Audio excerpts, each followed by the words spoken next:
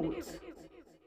Police अधीक्षक जिल्हा यवतमाळ यांना श्याम अवधूतराव बनसोड, अध्यक्ष ब्ल्यू भीम टायगर अस्थायी कामगार सेना नगर परिषद जिल्हा यवतमाळ यांच्या वतीने निवेदन सादर करण्यात आले आहे।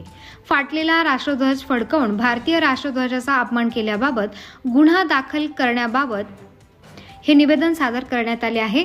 या निवेदनात म्हटले आहे की मी यवतमाळ शहरातील जागरूक नागरिक म्हणून आपल्याकडे गंभीर तक्रार दाखल करत आहे।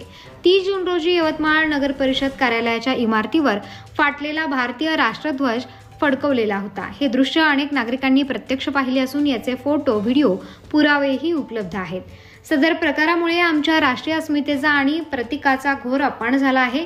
ही कृती प्रतीकांचा अपमान प्रतिबंधक कायदा 1971च्या कलम 2 अंतर्गत दंडनीय गुन्हा आहे, ज्या अंतर्गत संबंधित व्यक्ती, संस्था यांच्यावर 3 वर्षापर्यंत कारावास किंवा दंड किंवा दोन्हीची शिक्षा होऊ शकते।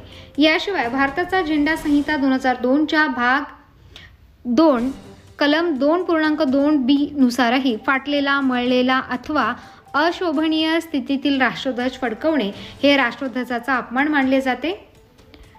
याबाबत विनंती आहे की सदर घटनेबाबत तात्काळ FIR नोंदवून गुन्हा दाखल करण्यात यावा। संपूर्ण घटनेची चौकशी करून दोषी अधिकारी कर्मचाऱ्यांवर कायदेशीर कारवाई करण्यात यावी। पुढील काळात असे प्रकार पुन्हा घडू नयेत म्हणून नगर परिषदेस कायदेशीर सूचना देण्यात याव्या। सदर घटनेचा मनस्वी निषेध वाटतो आणि भारतीय नागरिक म्हणून माझे कर्तव्य समजून मी ही तक्रार देत आहे। आपण याची तात्काळ दखल घेऊन गुन्हा दाखल करावा अशी नम्र विनंती, अशा आशयाचे निवेदन सादर करण्यात आले आहे। Subscribe now and press the bell icon.